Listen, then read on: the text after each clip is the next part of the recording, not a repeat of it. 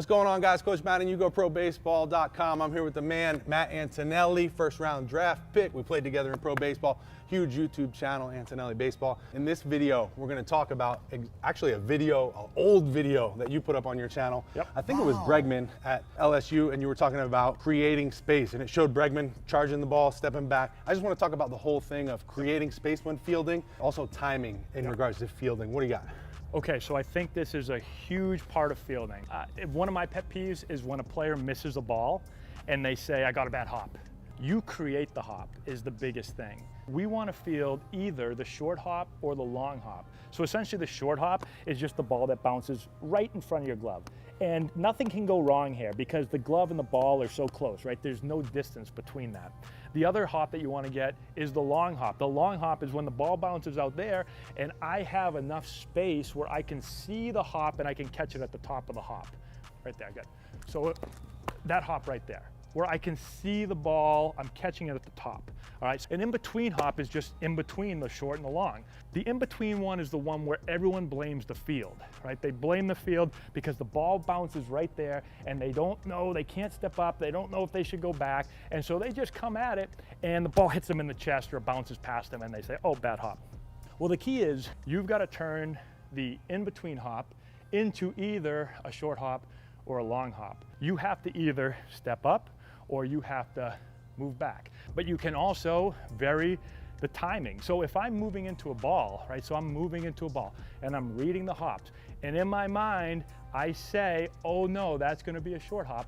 Then I have to get a little bit quicker. Or maybe I have to slow down for a second and let the ball bounce further.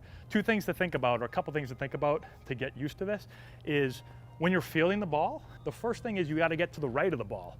The key that we use is get the ball on your left ear. So go ahead, roll the ball right at me. My first step should be to the right so that I can move back to the left. What did going to the right do? Well, yeah, it helped my momentum go to first, but what it really did was that when I get to the right of the ball, I can now read the hops of the ball. If I'm straight on, that's hard to read the hops because I don't have an angle on it, right? And so it just looks like a ball bouncing up and down, but I can't tell how far the bounces are. So again, bounce that again. If I get to the right, now I see not only up and down, but I see space in between the hops. And so how do you practice that? So say we were doing a fungo drill, right? We're just hitting the fungos. You can hit the ball to the player, and I have to read the hops and tell the coach how many hops were there. The ball's hit, I get around it to the right side, I field the ball, I say 3 hops, I say 2 hops, I say 4 hops. That gets the player in tune with the hops and actually counting the hops. The next drill you can do is coach hits the ball, so the ball's hit, I get to the right, I read the hops. If coach says catch it on 2 hops and it's gonna bounce the third time, I need to step up to catch that ball. So that's working on turning the in-between into a short. So if coach says, hey, gotta catch this on 2 hops, and he hits it and it only bounced once, and I gotta let it bounce a second time, I've got a drop step to create distance. And then the last drill you can do is players have to get used to picking balls, the short hop, right? The short hop should be easy. The ball is bouncing right there.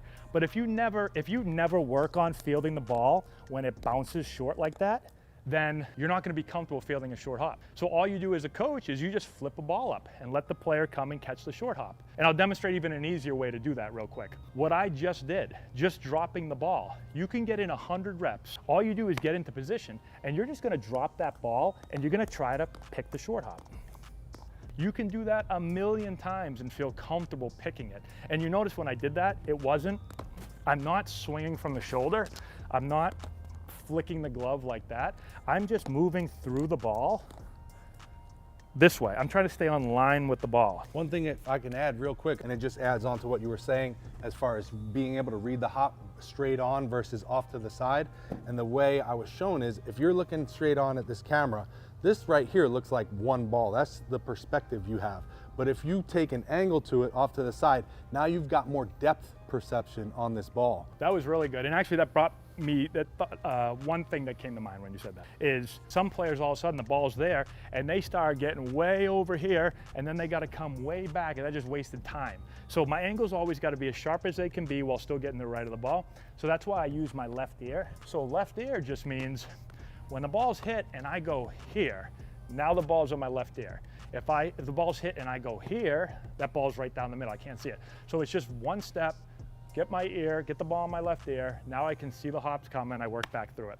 So it's really important. Let's talk about the drop step real quick. The idea is that we're trying to create more space. Most coaches and players, all they talk about is charging the ball, right? The ball is hit, go forward, go get it.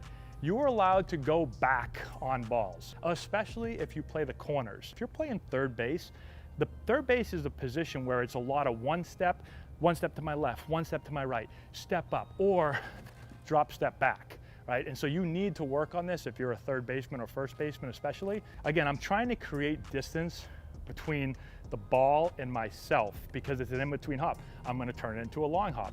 So if we do that, you can start off just real simple with a coach standing about 20 feet or so in front of you. He's just gonna throw the ball, kind of bounce it in here, and I'm gonna try to show you what it looks like. If the ball's hit to my right, I drop step with my right foot first.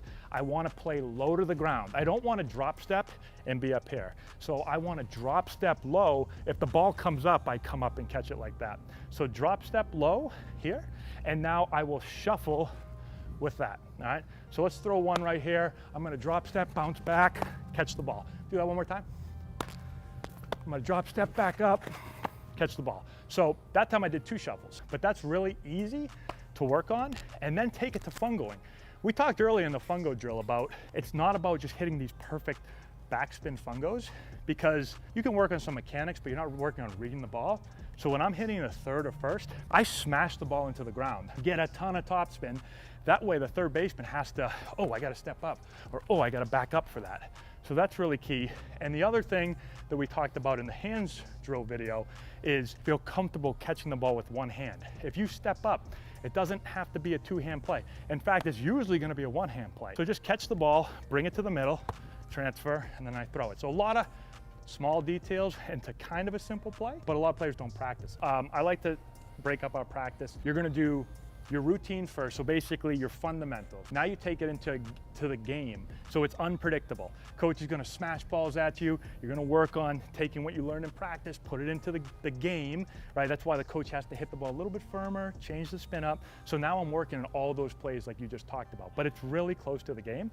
And then the last part is the creativity part, right? There's gonna be a time in the game where everything's not perfect, right? So in the game, you might have to make one of those plays where you go deep over here, you pick the ball, and your only option is to pull one of those throws. Or you're coming this way and you pick the ball and your only option is to do one of those.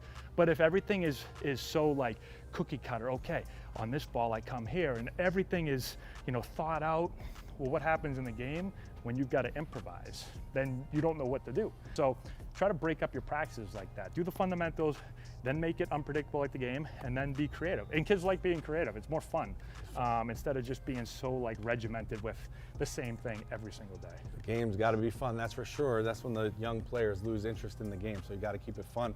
That's what we're trying to do here at Yugo Baseball and Ántonéli Baseball. Check us out on YouTube, subscribe. I'll leave his link down below. You know where to find me. If you guys got any questions, drop down in the comments section below. We'll try to help answer them. Thank you so much, guys. We'll see you in the next video.